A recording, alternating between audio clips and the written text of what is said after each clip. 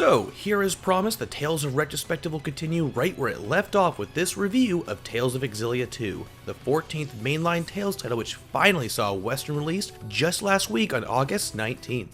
If you've played Tales of Xillia all the way through, you may have felt the last 10 or so hours felt rather rushed, and you would be right. Apparently, Tales of Xillia had a lot of content and ideas cut out near the end of development in order to meet the release schedule back in September 8th of 2011 in Japan. Supposedly, this sequel incorporates a lot of this cut out content and ideas, but like its predecessor, those of us in the West need to wait 2 years after its Japanese release before seeing a release of our own. The question stands, does this numbered sequel surpass the previous game, or is it a simple recycled cash grab? Tales of Xillia 2 once again takes place on the divided worlds of Olympus and Rize Maxia, but this time we follow a new lead character, and for the first time in the series, he is a mostly silent protagonist. Ludger Kresnik, whose last name already signifies his importance, but you'd only catch that if you played Xillia. The game begins with Ludger having a nightmare in which his older brother, Julius, is trying to kill him. Afterwards, Ludger is quickly tested for becoming an agent for Oscorp, Oscore, on a slip of the tongue. Depending on another series first, player choices, Ludger will either pass or fail this test with the story progressing regardless. Either way, Ludger will find himself bumping into one of the previous game's protagonists, Jude, as well as a young girl named Elle, with the group ending up on a hijacked train. After encountering a strange phenomenon resulting in Ludger transforming to his strange new forms, our heroes somehow find themselves 20 million gald in debt to a very shady fellow. From here, the game is about paying off this enormous debt, finding Julius who's supposedly behind the train hijacking, and escorting Elle to the sacred land of Canaan. But they won't be doing this all by themselves. Ludger will end up encountering almost every single character from Xillia, with every party member returning along with a couple of new ones. So to summarize things, there are only a handful of new characters introduced this time around, and honestly, they aren't all that engaging. At least it's not as much as the original game's cast of characters. It doesn't really help that Ludger is also a silent protagonist, which honestly makes plenty of cutscenes incredibly awkward to watch, as characters kinda talk around him. Although, almost constantly in most cutscenes and skits, the game will give you the option of choosing what Ludger will say, which in certain cases can improve your relationships with fellow party members, and in the odd case will suddenly alter how the story progresses.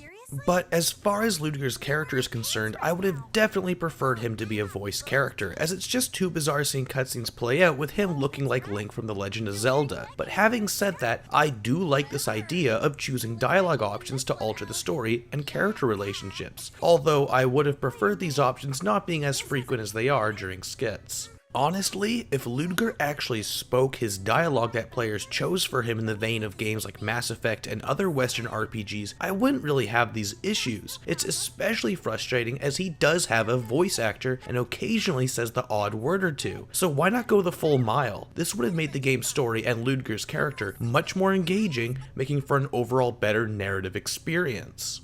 As for some of the other characters, I thought Elle was a bit of a weak character, just being the regular escort kind of person. Although there are some moments where she speaks for Ludger, and I enjoyed watching their relationship grow, as it was kinda heartwarming to watch unfold. I should also mention Ludger's cat Rollo, as he seems to get almost as much screen time as everyone else. Seriously, he's in almost every cutscene, and he even has an entire game mechanic revolving around him and other cats, but I'll get to that later. The rest of the cast is made up from returning characters from Xillia, and are most assuredly the ones most players will be the most engaged with. I found myself being very interested in seeing how they've changed since the previous game, especially since there's a new Star Ocean-like side quest system in which you can talk to party members in towns to begin a series of side quests about each character. These side chapters were easily some of my most favorite sections from the game, as completing them unlocks new skills and costumes for the characters, as well as bonus scenes and various cutscenes in the main story. Now, before I move on, I need to address this whole debt system. Throughout the game, Ludger will be required to pay in increasingly higher increments off his insane debt, but you aren't necessarily required to meet each payment.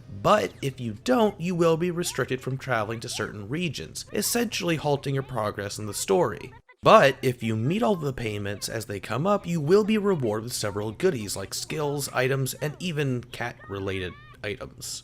Again, I'll get to that in a bit. In order to earn Gald, you will be doing the usual types of grinding like fighting monsters and completing side quests. Unlike previous Tales games, most of Xillia 2 consists of completing these side quests, which comes highly recommended in order to pay off your debt efficiently, as you are very well compensated for doing so. Unfortunately, not all these side quests are all that interesting. Most are simple fetch quests and monster killing missions, which get old very quickly. There are some that break the mold, which involve directly speaking with clients and using the dialogue options in order to solve the problem, or by fighting giant boss monsters on various fields. For the game's first 5 chapters, typical progression works like this: complete a story objective, then get told to go to a certain town, go to train station, find out you can't leave town until you've paid off some of your debt, so you have to grind complete side quests, then get the restriction lifted by paying this debt, and then continue the story. Rinse and repeat. I honestly don't really have a problem with the debt system, as you always have enough money to spend, so it doesn't really impede you in the financial regard, and you only have to pay once you've attained a specific amount of Gald. But as a plot device, this system is a total pace breaker.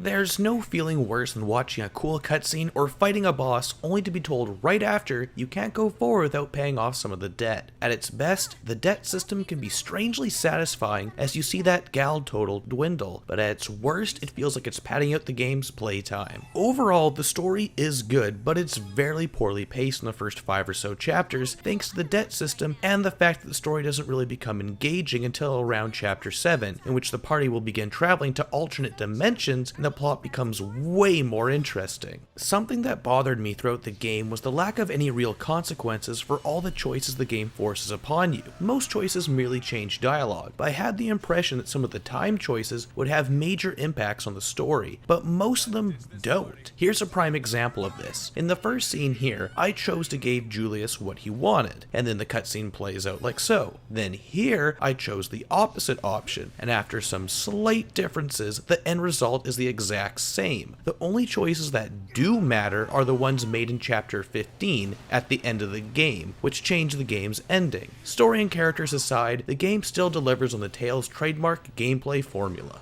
Tales of Xillia 2's core gameplay is very similar to Tales of Xillia, with some changes. The most important of these changes is the weakness system. Like past games, finding each enemy's strengths and weaknesses is important for victory, but unlike past games where hitting an enemy with their weakness results in increased damage, it now directly influences your ability to string together combos. Using attacks that an enemy isn't weak to will result in them ignoring your attacks and allowing them to counterattack. However, hitting them with an attacks of attributes and elements they are weak to will result in them getting stunned, allowing you to generate combos on them. Once you hit an enemy with their weakness, you can also use other attacks to keep the combo going. I personally feel a little mixed about how this new way to combo is, as on one hand, enemies with no weaknesses are incredibly difficult to fight, but on the other, it places a greater emphasis on strategy and party composition, as well as encouraging players to experiment and use Ludger's different fighting styles. Ludger is the first playable character in the Tales series to be able to wield multiple weapons that he can switch to on the fly. He initially starts off wielding dual blades, making his playstyle similar to other lead characters, but throughout the first few chapters, Ludger will gain new weapons like the dual pistols and a sledgehammer. Ludger can switch through these weapons at any point in battle, with each having their own distinct arts, combos, and attributes, which makes Ludger the most versatile character in the entire series and quite possibly the most fun character to play as. To top it all off, he even has another combat style with his Chronos transformation, which is dictated by a circular meter on the right side of the screen. By stringing together combos or just beating on enemies will make this meter fill. Once it fills, Ludger will instantaneously transform and enter a different combat area with the enemies you're currently fighting. Here you can't be hurt, and you don't have any real limit on what combos you can generate aside from a time restraint which changes depending if you get hit by enemy attacks. This mode is very fun to combo with and can put some serious hurt on bosses and regular mobs, but it's also very abusable as there isn't any punishment for using it in every battle, and it's even encouraged to use as you gain more elemental ores if you win a battle using it. Another change from Xillia is how character progression is handled.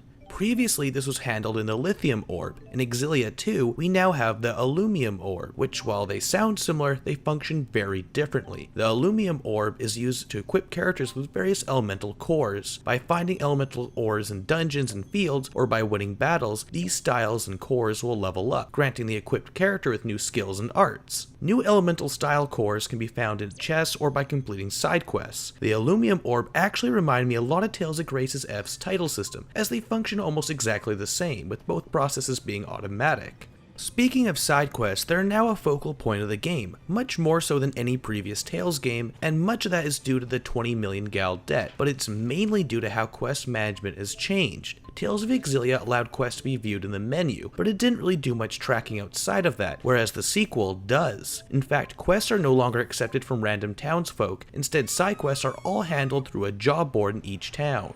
This makes accepting and managing these jobs much easier, although you're limited to only being able to accept 5 jobs at a time. You also have to report each completed quest at the job board in order to finish them, and I really wish you could have access to the job board anywhere, not just in towns, as you constantly need to be backtracking back and forth from town when you want to go through the side quest to inevitably pay off some of your debt.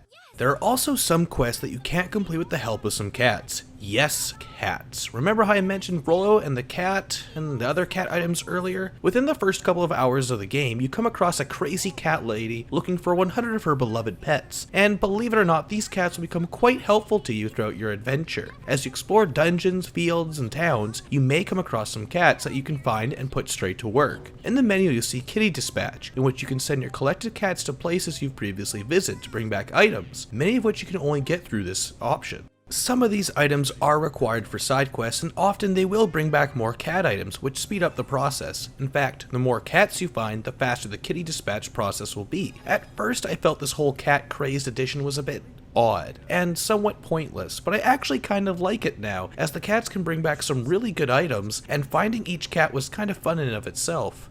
Now, by looking at the game, almost anyone can come to the same conclusion that Xillia 2 looks, well, exactly like Tales of Xillia, which doesn't really come as much of a surprise. As such, much of the game comes off feeling like an expansion to Tales of Xillia rather than a full-blown sequel and a mainline entry in the Tales series, which it's classified as. The biggest graphical offense Tales of Xillia 2 makes is that everything from towns, dungeons, character models, menus, and, well, any sort of game visual is directly recycled from Tales of Xillia. This also extends to the game having fast load times, but suffers from some pretty bad pop-in, especially in towns. To be frank, I felt the game's visuals felt lazy, and I was really hoping to explore more new areas, which sadly there aren't many of, and every area you go through is one you've already explored in Tales of Xillia. So, while Tales of Xillia 2 looks exactly like its 2011 counterpart, at least the game's art style kinda makes up for the lack of true graphical fidelity, although I do find it sad that Tales of Vesperia is still the only Tales game to run in 1080p, and that came out in 2008. But hey, I like the new character designs and costumes for all returning party members. While the game's soundtrack does borrow some songs from Tales of Xillia, the majority consists of original compositions, many of which are completely awesome. Motoi Sakuraba somehow is able to consistently be great across 14 different Tales games, and Xillia 2 is no exception. In fact, I'd argue I like this game's soundtrack more than its predecessors. Voice work features every returning voice actor from the previous game, and as such my thoughts on the voice cast hasn't really changed aside from my thoughts on the lack of a voice for Ludger. Everyone else sounds fine, although I felt Elle's actress sounded very forced. Not bad mind you, but not great either. Other new characters sound fine, sounding typical for a Tales voice cast, but now that I think about it, none of the new voice actors really stand out as truly great.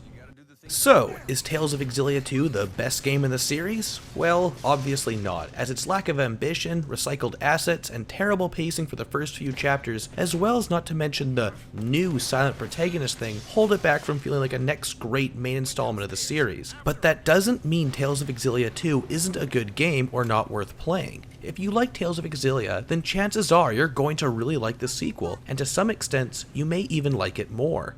I personally had more fun playing Tales of Xillia 2 than its predecessor, despite its issues, although I would still argue that Tales of Xillia is still the better overall game. If you're looking for innovation and a grand new Tales adventure, you won't find it here. But if you're looking to revisit Rise, Maxia, and Olympias, you absolutely can't go wrong with Tales of Xillia 2.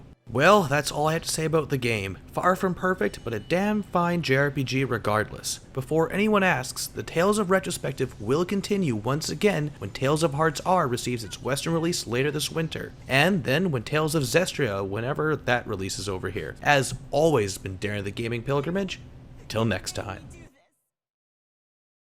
Hey everyone, sorry for the big delay in videos lately. I'm back on track now, and unfortunately I don't have the Fire Emblem Awakening review done just yet. I was originally planning on releasing that Awakening review before this one, but due to some problems with my computer hard drive, I've lost a lot of footage that I recorded for that review, and so I have to go back and re-record.